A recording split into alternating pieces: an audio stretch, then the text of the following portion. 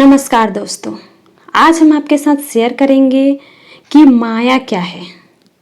तो इस वीडियो को ज़रूर सुनिएगा शुरू से लास्ट तक, आपको बहुत ही जानकारी मिलेगी इसमें। एक दिन मैंने गुरुदेव से कहा, आपने मुझे माया और अविद्या के विषय में कई बार बताया, उसका निरूपण भी किया, किंतु मैं अभी भी इसे समझ नहीं पाया। गुरुदेव प्रायः व्यवहारिक स्तर पर ही पढ़ाया करते थे।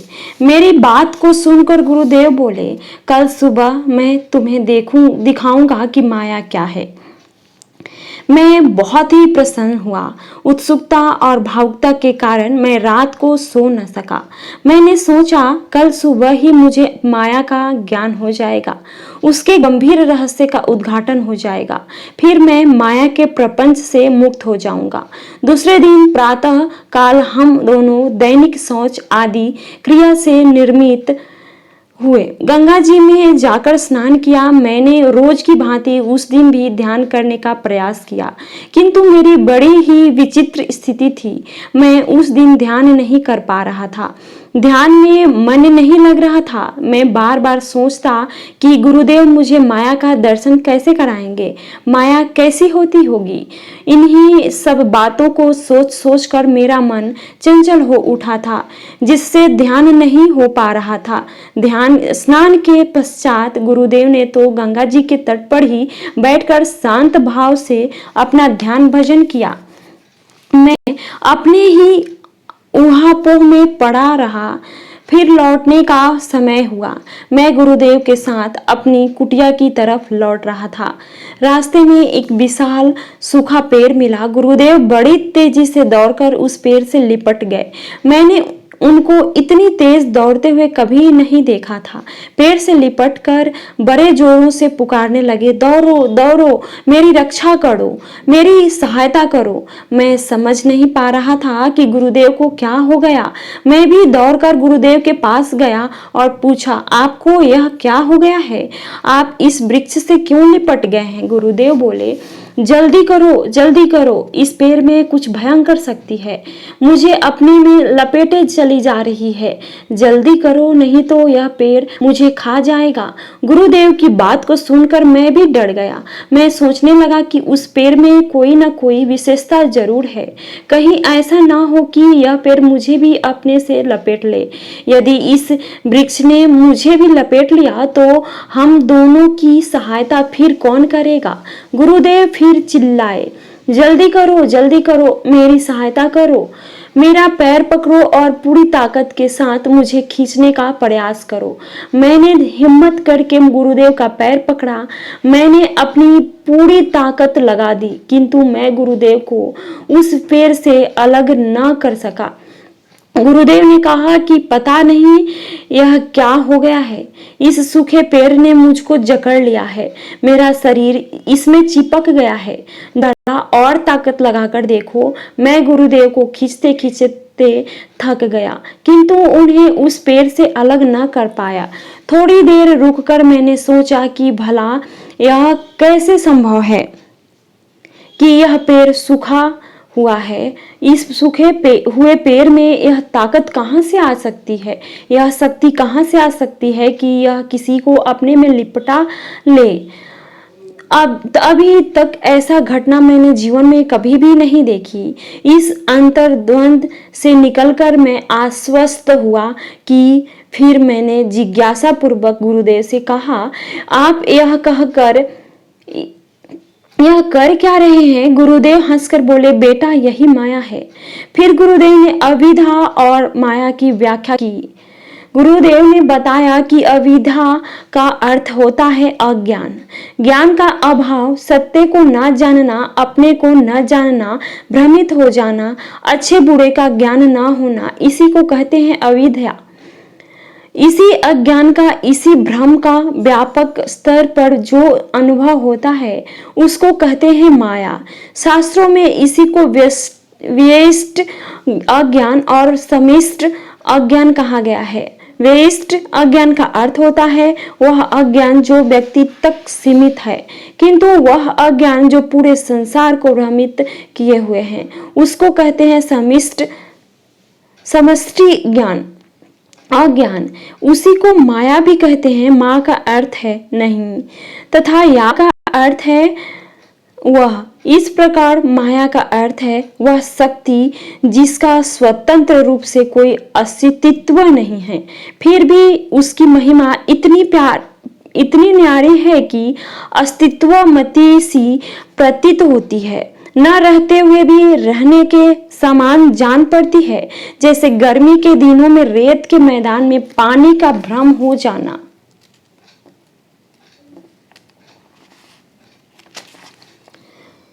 उस विस्तृत रेत के मैदान में पानी का नामो निशान नहीं है, किंतु सूरज की रोशनी वहां ऐसे चमकती है कि उससे मनुष्य को पानी होने का भ्रम हो जाता है।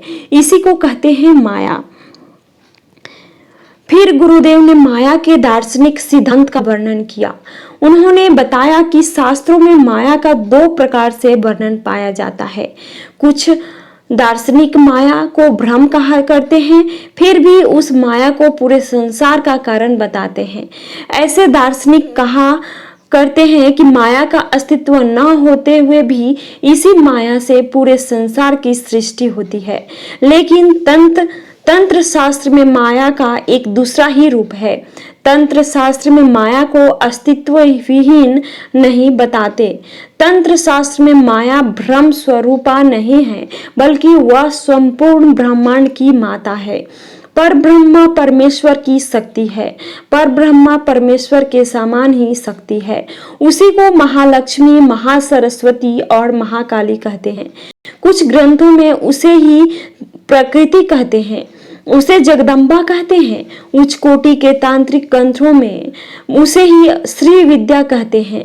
कुंडलिनी मार्ग से संबंधित ग्रंथों में उसे ही कुंडलिनी शक्ति कहते हैं। यह परम शक्ति पूरे संसार को व्याप्त करके अपने आप में स्थित है। इसी परम सत्य से विश्व का उदय होता है। इसी परम सत्य में यह विश्व स्थिर रहता है और समय आने पर पूरा का पूरा विश्व इसी परम शक्ति में लीन हो जाता है। हमारे अंदर भी यही परम शक्ति विद्यमान है, किंतु सोई हुई पड़ी है। साधना के द्वारा हम इस शक्ति को जगाने का प्रयास करते हैं। जैसे जैसे यह शक्ति हमारे अंदर जागती है, हमारे अंदर ज्ञान का प्रकाश होने लगता है। हमारे अंदर उत्साह, साहस आदि वृत्तियां जन्म लेने लगती है। हमारे अंदर आनंद का प्रवाह उमड़ पड़ता है। इसी को कहते हैं आत्मानुभूति, ईश्वर अनुभूति। जब तक यह शक्ति जागृत नहीं होती, मनुष्य अज्ञान के अंधकार में डूबा रहता है। माया के रूपों का वर्णन करने के पश्चात गुरुदेव बोले, जब हम भ्रमवश अस्तित्वहीन माया की सत्ता पर विश्वास कर बैठते हैं तो माया सत्य सी दिखने लगती है। जब इस माया की सत्ता पर हम विश्वास नहीं करते तो माया की सत्ता समाप्त हो जाती है। अथवा जब हम माया को परमेश्वर के शक्ति के रूप में देखने लगते हैं तब माया हमारी माता के समान हो जाती है, हमको उसी प्रकार से रास्ता दिखाने लगती है, प्यार करने लगती है जैसे कि हमारी सांसारिक माता करती है और हमारे सुख और स्वास्थ्य का ध्यान रखती है। यह बिल्कुल हमारे ऊपर ही निर्भर करता है कि हम माया को किस रूप में देखें, किस रूप में जानें और इस माया शक्ति को किस प्रकार से अपने जीवन में प्रयोग करें। एक सच्चा साधक माया को माया के रूप में न देखकर माता के रूप में देखता है। यही माता उसके जीवन में जगदम्बा के रूप में प्रकट हो जाती है, उसका हाथ पकड़ती है और उसे उसके उस दिव्य रूप का दर्शन कराती है, जिसका दर्शन करने के बाद वह उसी के प्यार में रम जाता है और उसके जीवन में फिर कभी किसी भी प्रकार का दुख और दारिद्रता नहीं रह जाती। फिर गुरुदेव ने माया का प्रयोगात्मक स्तर पर भी वर्णन किया। गुरुदेव ने बताया कि सांसारिक वस्तुओं में आसक्त होना, सांसारिक वस्तुओं को अपना समझना माया है, अज्ञान है। सांसारिक वस्तुओं के प्रति होने वाली आसक्ति को त्याग कर उन सभी वस्तुओं को ईश्वर के चरणों में अर्पित कर देना ही माया के ऊपर विजय प्राप्त करना है। अनासक्त भाव से संसार में रहते हुए सांसारिक कर्मों को करते हुए सांसारिक भोगों को भोगते हुए ईश्वर में मन लगाए रखना आध्यात्मिक साधना कही जाती है। आसक्ति ही सभी दुखों का मूल है। आसक्ति का बंधन सभी बंधनों से शक्तिशाली है। आसक्ति के नाते ही मनुष्य निर्मल हो जाता है और अपने लक्ष्य से गिर जाता है। इसी के कारण मनुष्य इच्छाओं का दास बन जाता है। उन्हीं इच्छाओं के चक्कर में दर दर की ठोकरें खाता है और उसके पास बड़े बड़े महत्वपूर्ण कामों का करने के लिए समय नहीं रह जाता। जो आसक्ति से ऊपर उठकर संसार में कर्मरत होता है और आध्यात्मिक साधना में लीन रहता है, उसके लिए यह संसार कभी भी बंधन का कारण नहीं बन पाता। आसक्ति जितनी ही कम होगी, अंतः शक्ति का साम्राज्य उतना ही दृढ़ होगा। अंतः शक्ति और आसक्ति दोनों एक दूसरे के विरोधी हैं। अंतः शक्ति का विकास करना हो तो आसक्ति को कम करो और यह जानने का प्रयत्न करो कि अंतः शक्ति के बिना न तो आध्यात्मिक विकास हो सकता है, न ही तुम संसार में सफल हो सकते हो। अगर तुम्हें सांसारिक और आध्यात्मिक जगत में सफलता प्राप्त करनी हो तो अभ्यास और वैराग्य का सहारा लो। अभ्यास और वैराग्य के सहारे तुम इस लोक में सुखी रह सकते हो और परलोक में भी। अभ्यास और वैराग्य के माध्यम से आसक्तियों और इच्छाओं से मुक्त हो सकते हो। आसक्ति और इच्छा के बंधन से मुक्त होकर तुम इस लोक में एक विजयी पुरुष की भांति जीवन बिता सकते हो और समय आने पर इस संसार को छोड़कर दिव्य लोक में पदार्पण कर सकते हो। इस संसार संग्राम में विजयी वही हो सकता है जिसने अभ्यास और वैराग्य के माध्यम से आसक्ति और इच्छाओं के बंधन से अपने को मुक्त कर लिया हो। प्रायः लोगों को प्रेम और आसक्ति में भ्रम हो जाता है। प्रेम और आसक्ति में, प्रेम और मोह में बहुत बड़ा अंतर है। आसक्ति में आप स्वार्थी बन जाते हैं, अपने व्यक्तिगत स्वार्थ में ही रुचि लेने लगते हैं तथा आप अपने प्रेम और अपने प्रेमी का दुरुपयोग करने की कोशिश करते हैं।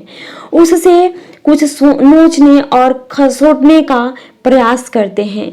अपनी इच्छाओं से प्रेरित होकर आप इच्छित वस्तु को पाने का प्रयास करते हैं। इसी प्रयास के प्रसंग में आप अच्छे बुरे, सद असद को भूल जाते हैं। आसक्ति से उत्पन्न होने वाली इच्छा बंधन का कारण बनती है, जबकि विशुद्ध प्रेम आपको ऐसा नहीं करने देता। विशुद्ध प्रेम से संपन्न प्रेमी हमेशा कुछ देना चाहता है, बदले में कुछ लेना नहीं चाहता। सच्चा प्रेमी अपने प्रियजनों को यथाशक्ति प्रेम का उपहार देकर आगे बढ़ जाता है, उनमें आसक्त नहीं होता। इस प्रकार प्रेम कभी भी बंधन का कारण नहीं बनता, बल्कि प्रेम की शक्ति बंधन को नष्ट कर देती है। इसलिए योगी अनासक्त भाव से कर्म करते हुए प्रेम की बात किया करते हैं। अनासक्त होने का मतलब यह नहीं है कि आप किसी की उपेक्षा करें। अनासक्त होने का मतलब यह भी नहीं है कि आप संसार में उदासीन हो जाएं। माया और अविद्या को समझाने के लिए गुरुदेव ने ऐसे वातावरण का निर्माण किया और ऐसे ढंग से समझाया कि यह बात मेरे अंदर बिल्कुल बैठ गई। मुझे यह अच्छी तरह से पता चल गया कि भ्रांति अपनी ही सृष्टि है। हम अपने आप को भ्रमित करते हैं और स्वयं भ्रमित हो जाते हैं।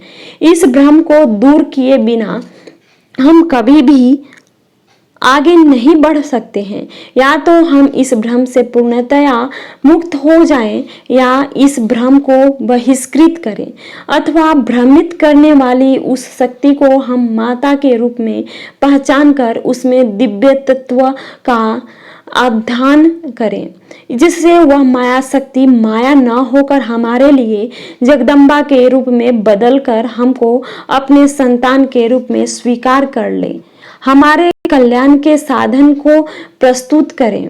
ऐसा होने पर यह संसार हमारे लिए दिव्य लोक में बदल जाएगा और हमें इस संसार में रहते हुए भी समस्त बंधनों से मुक्ति मिल जाएगी।